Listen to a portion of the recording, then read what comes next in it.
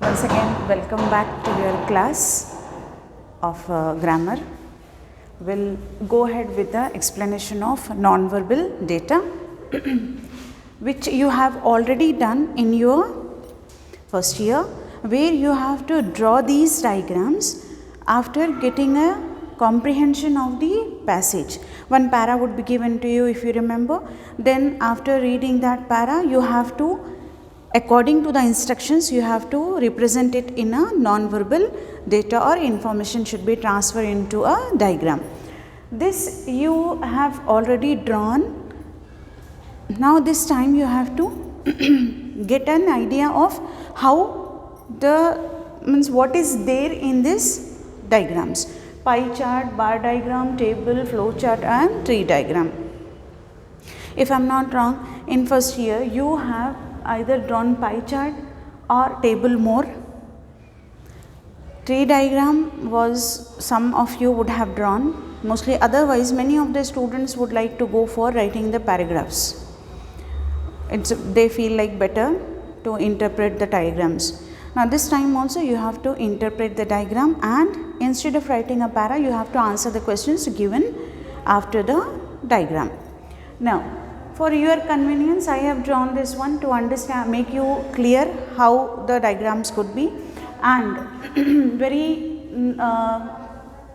for your again understanding, I have mentioned it out clearly that page number 48 in the textbook and page number 34 in your study material, you have to find out, you have to check it out, all these diagrams, then you can get an idea, and definitely you have to do the practice. So here, like pie chart, what is there being given in the pie chart?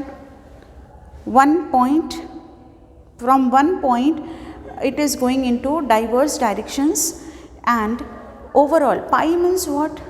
A piece of pie, like a small, less than half. Or when you are cutting the semicircle into one more half, you can get the pie. So in this, here you have to find out, like they will give you different percentages, like college going students. So how many in a college, how many students are taking like CSE, BPC, then MEC, then few are taken the, you can say any other group, HEC, and these are like the students who have taken music and drama. Okay, so here is that they mention it out in that way, then they make a key. The key will be given at every pie chart. The key will be given in such a way, it will be drawn, and here this marks will be given, like which I have represented in blue, that will be given, and it will be written how many, like which percentage. You have to find out very clearly that what they are mentioning. The key is a must. This is actually a key for the diagrams. I hope in your 10th standard, till 10th standard, in your social studies, you have the maps, Indian maps, because 10th class deals with the social studies or related to the India, and you can say the whole geography of India being given over there. So in that you must have find out, like after every map they have given you certain keys: more rainfall, less rainfall, arid places, semi-arid places, like that. In the same way they will give the keys here. So you would have to realize that what is the mention, what is the relation to that particular diagram, which part of this key is related to this diagram. You have to understand, then you have to answer the questions related to the diagram. So that is the first pie chart. The next is the bar diagram. In the bar diagram, you know, both axes are there, x axis and y axis. So in the bar diagrams, normally they mention the years over here, or the number of whatever the varieties like cars, then bought and sold. 2 lines will be given. One line is for the bought of the cars, or you can say the how many people have buy the car, and the other is the sold. And Then they may ask you the questions which year it has increased the selling of the cars or buying of the cars, means actually increased or decreased or leveled up.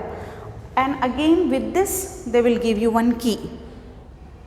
One frame would be simple, the other frame would have the color. Like here one could be like this, the other could be like this, and one will be fill up with the color, and here they will again give you the key. One with the colored one given the name here, and the one which is actually having only space without any colors, colorless one will be also given into that one, to make sure that you have to understand it clearly. The next is the table. In the table we have to understand the rows and the columns. How many columns are being given and how many rows. Once I have read out in your study material only, there is a big table being given in the examination. They have mentioned it, the previous examination papers also being solved it out in your study material. So there is a must for you to buy that and check it out. So in that table, first of all, above the table there is a picture being given of the different varieties of the sweets. I think it is on page number 125. You can check it out, the table. On page number 125 it is being given like sweets, a big plate of the sweets are there, Indian sweets, and downside to that one table being made up, and that table have lot of columns because the rows are also more. They are mentioning each and every sweet being given, or the picture being given into the, or in the plate whatever they have kept the sweets. So like for every sweet, one sweet and its nutritional values being given. All the sweets nutritional, like fats, proteins, carbohydrates, unsaturated fat, whatever being they wanted to ask, they have mentioned it out. Such a big table they created. So you would have to read it very carefully and understand it, because here the rows and the columns are counted, like how many rows are there and how many columns are there. You have to check it out very clearly, then you can able to answer the questions in a better way. Next is tree diagram. Tree diagram, okay, first we will go with the flow chart. Here this is the flow chart. Flow chart go by step. It won't get into the divergence. There is a difference between these two. Simultaneously you can get the explanation and the difference you can understand. It is going step by step, whereas it is going into divergence. To make it clear, this is a tree diagram. You should remember it and you should keep it in mind. These are like the branches of the tree going into divergent ways, or you can say into different ways. So these are the branches. That's why it is known as the tree diagram. Starting from a trunk, upside down tree, okay, not like this, the upside down tree. So the trunk is there, then it is spreading it out the branches. So this is the tree diagram. And the flow chart, where you don't have any branches, it is going in a flow, one by one, the steps will be followed, and sometimes it may have lot of steps. Like there is one which is being normally repeated in the examination as well. Going to get the amount from ATM, going to take the amount from ATM. Here standing in a queue, to opening the door, entering into the ATM, then inserting the card, selecting the language, then putting the amount or typing the amount into that, then waiting for your amount to be come out, taking the amount, then taking your card back. All these being mentioned, and normally it becomes 8 to 10 steps. The first question would be asked, how many steps are there? You would have to find it out. How many steps being shown in the flow chart? Start from this top. Count this one as 1, 2, 3. Don't leave this. It is being given in a box. So immediately count this one, the first one, then move on to the other steps. So it will be easier for you to get. I hope you have got the understanding of this one. These types of the diagrams will be given to you to interpret the non-verbal data. Now next here is that what to observe. What you have to observe in these diagrams. Heading, topic is a must. 90% times they ask the questions, what does the pie diagram show? What does the bar gram about? What is mentioned in the flow chart? What is the tree diagram giving the information? And the table provides the information about question. Now you have to understand, first of all, you have to get an idea what is being written at the top or sometimes at the bottom of the diagram. Like students, as I said, students in a college, maybe they write down at the top or maybe they can write down at the down. So you have to understand that. And the question, if the question being asked, what does the pie chart show? So immediately the answer would be, the pie chart shows the number of students or the percentage of students in a college taken different streams. That should be your answer, okay, for all the diagrams. Suppose a tree diagram is actually for showing the varieties of, you can say, kinds of nouns. Noun, then it is being given here proper noun, common noun, then common noun being divided into many, like that. If suppose it has been given, what does the tree diagram show? It shows the kinds of nouns. That could be your answer. I hope you have understood. For bar diagram also you have to mention it out. It shows the buying and selling of the cars, just as I have given the example. As you wish, whatever it could be there in the examination, you have to write down the answer after reading the heading, either from upside or the below, whatever they have given. Now next is the key. Just now I said you about key is especially for these two, pie chart as well as the bar diagram. So you would have to observe the key very carefully, because sometimes it happens that the students become overconfident and within a glance they check it out. Okay, dark color is for this one, light no color is for something. Okay, maybe what you are immediately getting to the point or result, maybe that is wrong. Just read once again. Before answering, check the key once again, read out once again, because sometimes it happens few students lose the marks in this because they don't read properly. And I know many of the good students would do this type of mistake, that they don't read the whole question. They read half of the question and immediately they decide the answer by themselves, and they are in a haphazard way, they are in a very hurry to complete that.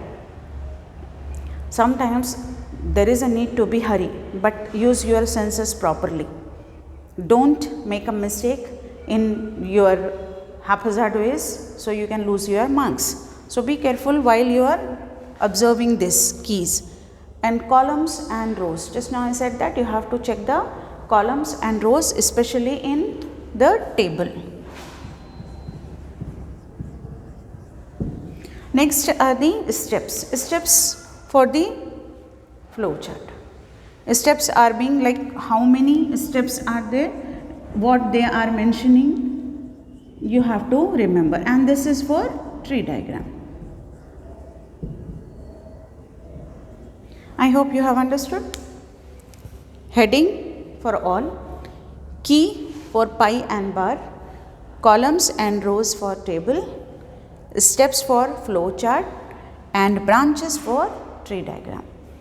This to be observed very carefully before answering the asked questions. Now the pattern is of again the same like that of the advertisement. You will get 4 marks for this, but the questions will be 5 or 6. Next is, they may definitely ask you about true or false. One question would be of true. As I said in while explaining advertisement, the tricky ones they may ask, like this, the particular statement is false according to the tree diagram. Now they may give you multiple choice, like 4 options or 3 options they may give. You have to observe it carefully that what the question is and what is being given in the tree diagram. Then when you relate it out, definitely your answer will be correct. About the topic, one question would definitely be asked 90% times. It is the first question. What does this pie diagram show? What does this bar diagram show? What is mentioned in this tree diagram? What is there? What about the steps in the flow chart? About what they are mentioning for bar diagram? Everything, like you can say, every diagram would be asked the first question about the topic, like what about this particular thing. So you may be sure about that, and you will get definitely 1 mark without any hesitation. The rest is up to you. So first you should be careful about the topic. The next is the same as I said you earlier, that you have to answer in a full sentence. Try to write down the answers very clearly, specifically at one place. After completing your advertisements, you will go for doing this diagrams. So the question number to be mentioned properly, and answer, first answer, second answer, third answer in a very neat and clear way.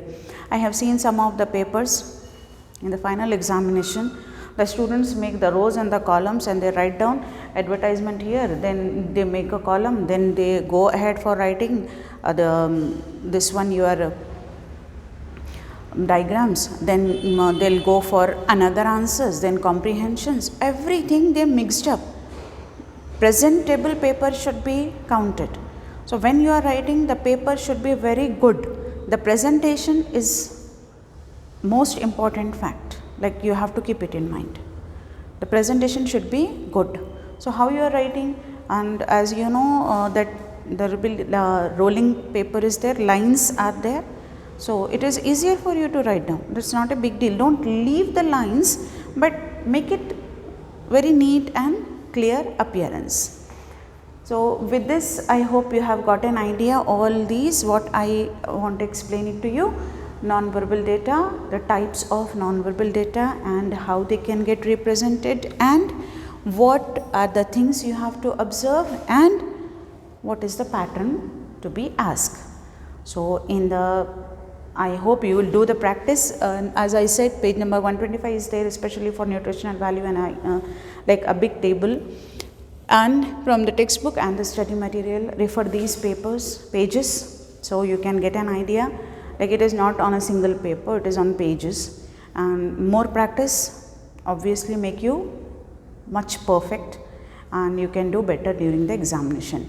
And even not only I am talking about your final examination, in between the examinations will be conducted for you. So for those examination also, you will get a idea how to write down all these.